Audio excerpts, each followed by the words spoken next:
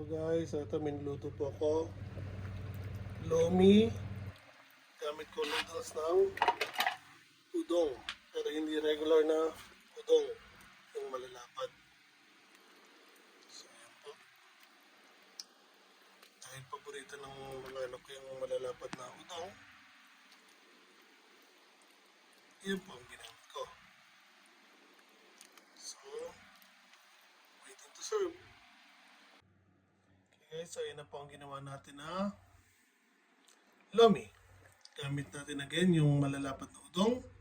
Ilagyan natin ng chicharon and fish balls. So lalagyan na lang natin ng toyo with calamansi at sili. Ready to eat. So, pag inantay nyo, kain na po tayo.